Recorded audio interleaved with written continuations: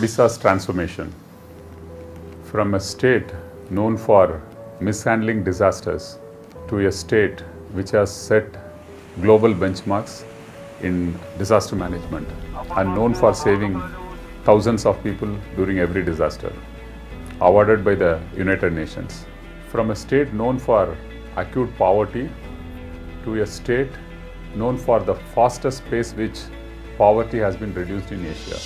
From a state that was dependent on other states for its own food security to a state that plays a major role in the food security of the country. We are the third largest contributor of rice to the public distribution system in the country.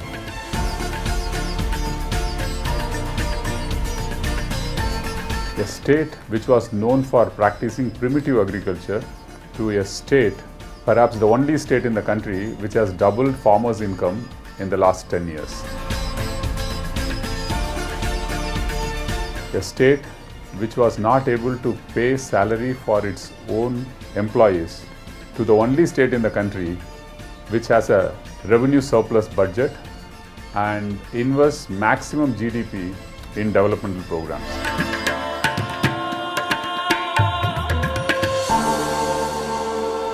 These are some of the glimpses of the transformational journey Odisha has undertaken under the visionary leadership of Sri Naveen Patnaik, the Honorable Chief Minister of Odisha. These are all huge transformations impacting almost every life in the state and beyond. It is this quest for transformation in every sphere that made our beloved CM to come up with his governance model, the 5T model of governance. Friends, I welcome you all to the start presentation on 5T initiatives of Odisha. Transformation is larger than change. Transformation is faster than change. Transformation is more qualitative than change. In public service or in public spaces, effecting transformation is a huge challenge both for government and administration.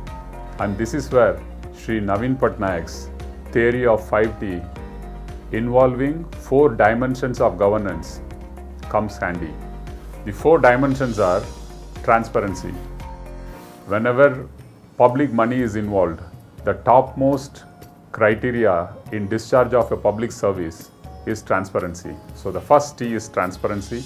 The next T is technology. Use the best of technology to reach out to the people. So technology is the next T. The third T is teamwork. One of the weak areas for any government or in public service is teamwork. So the Chief Minister emphasizes on teamwork. That is his third T. And the fourth T is time. One of the most neglected dimensions of governance is time. You can say a bridge was supposed to be completed in 2 years. It goes for 3rd year, it goes for 4th year, it goes for 5th year. You take any huge public infrastructure projects, most of them have a time overrun. When you have a time overrun, there is a cost overrun, there is an economic cost and a social cost to every time overrun in public facilities. So this is one more dimension which Honorable CM has given emphasis, the time. We do audit of financial services, but do we do a time audit, timeline audit? So that is one new dimension which Honorable CM put in this 5T. So through these 4 T's, transparency, technology, teamwork and time, how do we achieve transformation? This is what is 5T all about. I'll give some examples and explain how we are going ahead with this 5T.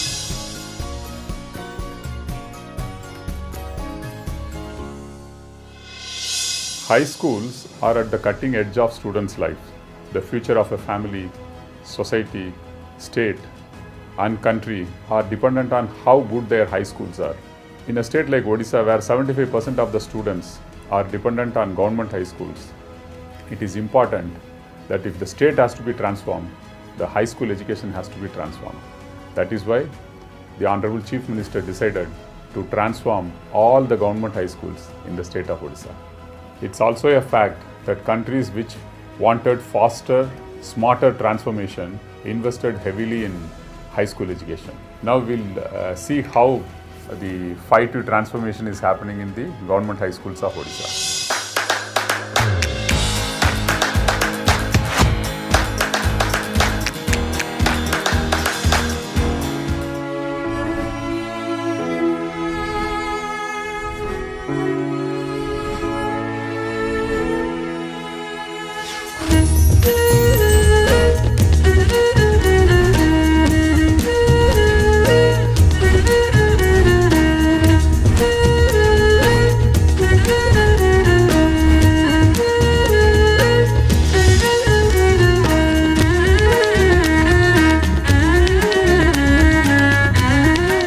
पहला हमको सार माने चक और register रे पाठ पढ़ुतिले एबे हम smart board रे पढ़ुछु आ इंटरनेट रो बहुत नॉलेज पाई पारुछु।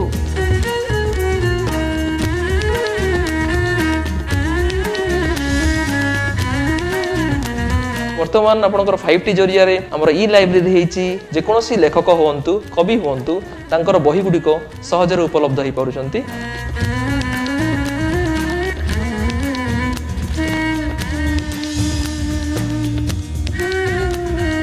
विज्ञान विभिन्न प्रकार शरीर पार्ट्स गुड़िक विभिन्न प्रकार उद्भिद यही सब जिनिस आम देखिपारुछु एवं सहजरे मने मध्य रखिपारुछु।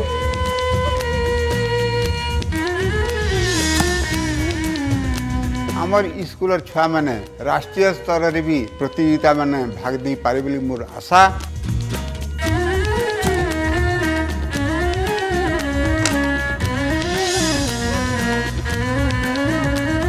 परिवेशटा पूरा एते आकर्षित और क्लासरूम मान को एते हमको आकर्षित कर दे जे छुट्टी दिन मान को भी पढ़िया मितान लागुची।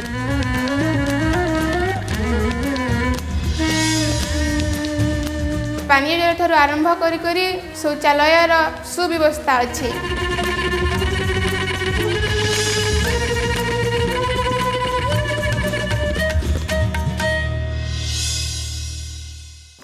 Let me now explain how 5T principles are integrated in the school transformation. Transparency. Every process, every step was guided by integrity and transparency of the highest order. Whenever you involve community in a process and people's representatives, then transparency is taken care to a great extent. One of the topmost priorities for government in execution of this project was transparency, and we could achieve to a great deal by involving the community in the whole process. Next is teamwork. All the stakeholders were organically linked and involved by means of repeated trainings, by orientation programs, motivational talks, whether it is people's representatives, government functionaries, parent-teacher association, alumni association. Everyone had their roles and responsibilities cut out for this task, and they worked as a team.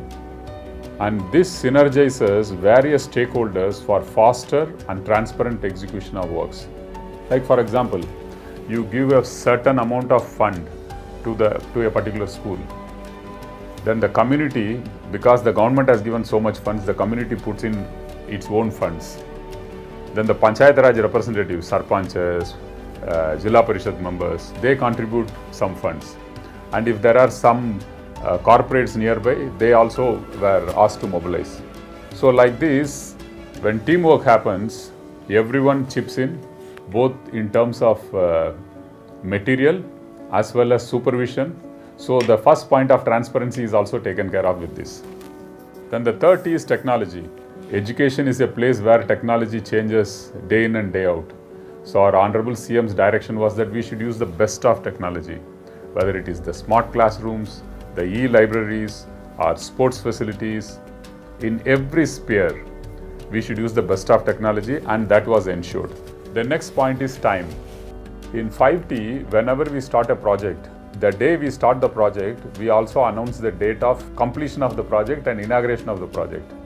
When we started this second phase of high school transformation, it was somewhere in October, and the school orientation was done by the end of October, and we gave the target date as March 5th, Panchayat Raj Divas, for dedication of all the 1,000 odd schools which were taken up under high school transformation.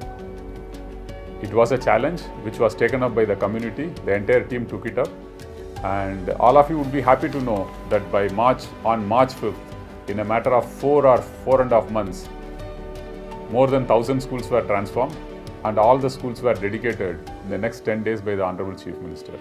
This is a classic example of 5T where transformation could happen in a short time by using all the principles of 5T: technology, teamwork, transparency, tight monitoring, time. This is how 5T school transformation is going on. In fact, more than 2,000 schools have been transformed so far in Odisha. We have a target to transform all the government high schools in the next 1.5 years, and we are on track for that.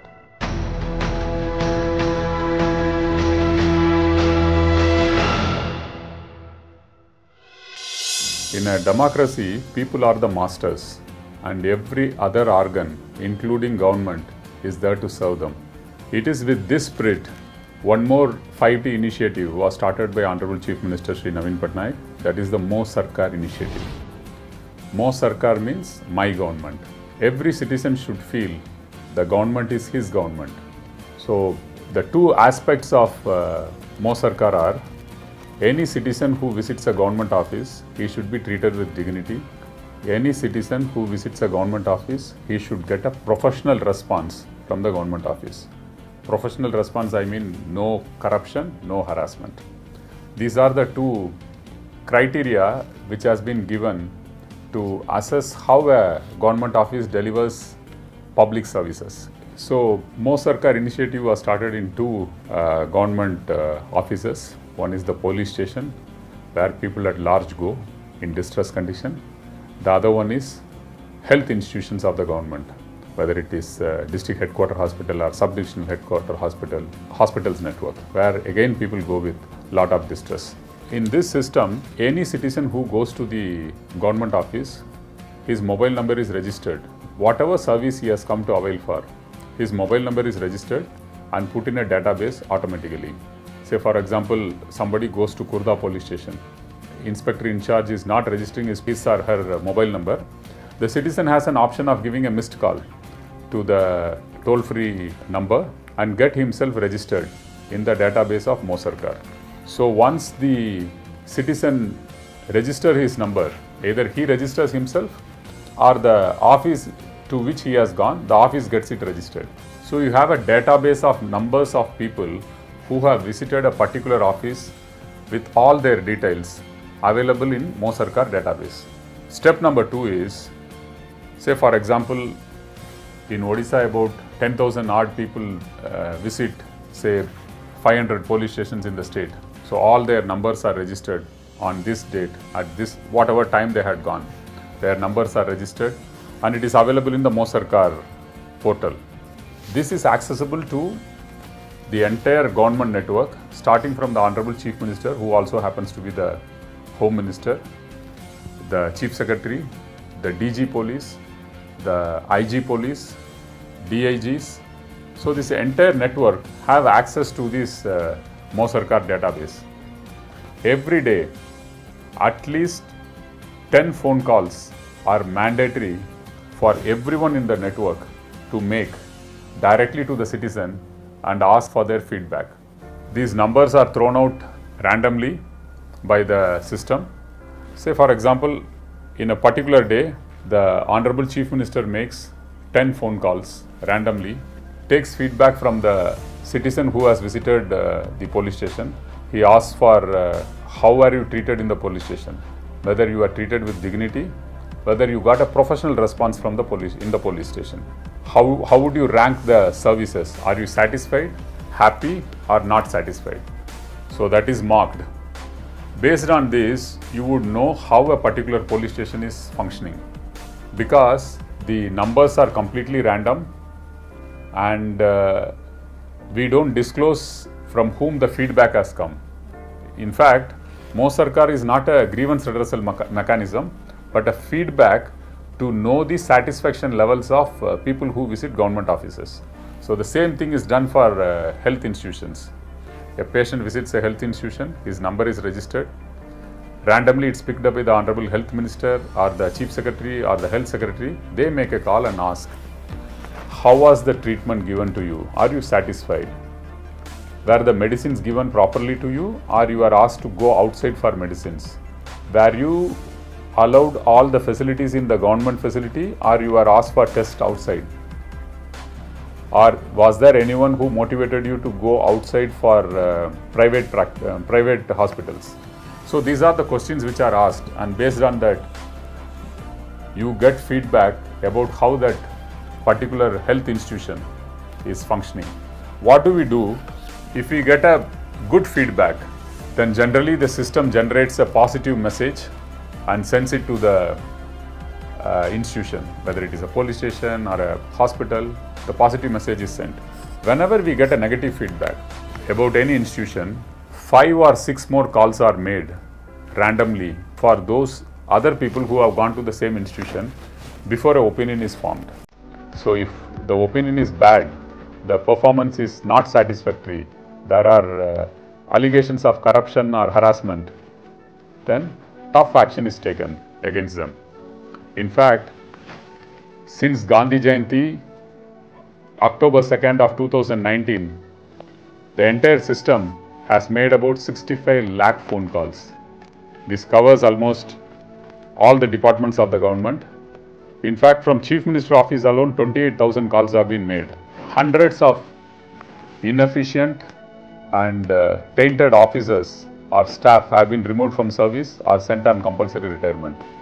There is a huge change in the perception of the way government functions at cutting edge, whether it is Tahsil office or sub-register office or the RTO offices, any office which has a public interface or bought inside this, they are all put in the Mosarkar system, and through this feedback, either appreciation is given or tough action is taken against those who are not doing their jobs in a professional manner and don't treat citizens with dignity. So in Mosarkar, what is the transformation which we want to achieve? People are the soul of a democracy. All institutions exist for serving the people. All the staff are paid by people. This is a democracy. People own the government institutions and people are the masters of government servants. With this spirit, it is an empowerment initiative to treat every citizen visiting government institution with dignity and treat every issue in a professional and ethical manner. We all have been to government offices and we know what are the limitations in a government setup. So the transformation which the Honorable Chief Minister wants to achieve is to restore the fact that people are the masters in democracy and that all the institutions exist to serve them. For any government, one of the most crucial sectors is health. In health, we took a transformative target, that is to provide near universal health assurance to the people of Odisha. To quote in Honorable CM's words, because somebody is poor, they should not be deprived from saving their beloved ones. Money should never be a criteria to save a life. So with this transformative target, the state government came up with the scheme called Biju Swasthya Kalyan Yojana, in which almost 85% of the population is covered under this scheme. Generally, health initiatives are based on insurance models, where there will be an intermediary in the form of insurance companies. Here there is a change. Odisha went for an assurance model where there was no intermediary. It is directly between the government and the private hospitals who come into this fold. So in this Biju Swasthya Kalyan Yojana, 5T principles were involved. The transformative target, we all know about it, to provide health access, near universal health assurance to the people of Odisha. So what is the technology which was used? The Biju Swasthya Kalyan Yojana card is a futuristic smart card, swipe machines, iris detection, seamless accounting network, a technology backbone for fund reimbursement between the government and the private hospitals. Technology has been used to the hilt because you can imagine the kind of database which is being maintained now. It covers almost 3.6 crore population of Odisha. Then teamwork, government, private hospitals, NGOs, community-based organizations, people's representatives, all of them work in tandem, all of them work as a team to implement this Biju Swasthya Kalyan Yojana. Transparency. After every surgery or any intervention by any health facility, immediately a SMS is sent as regards how much money has been detected from the card. At every stage, from admission to discharge, the patient is informed about what are his entitlement and how much he has utilized. With this card, family can avail up to 5 lakh rupees cashless seamless treatment, and if the patient is a woman, the financial limit is extended to 10 lakh rupees. Fourth T is time. Because this entire thing is run on a technology-based platform with escalation monitors and alert systems, time is completely maintained. How do we know that how the system is functioning? What is the feedback we get?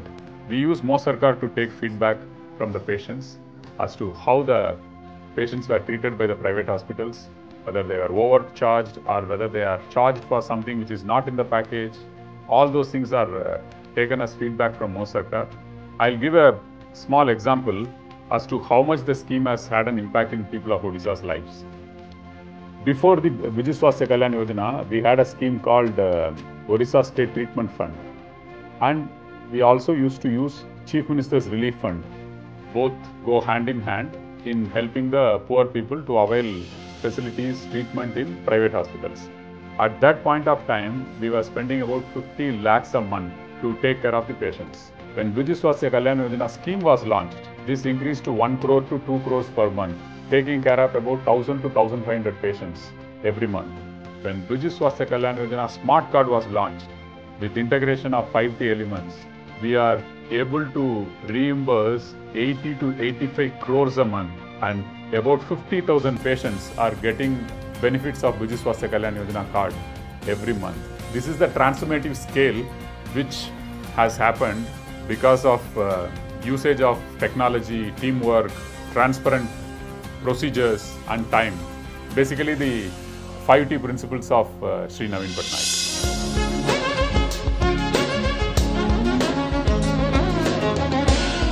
I gave 3 examples today, one on health sector, education and public service delivery.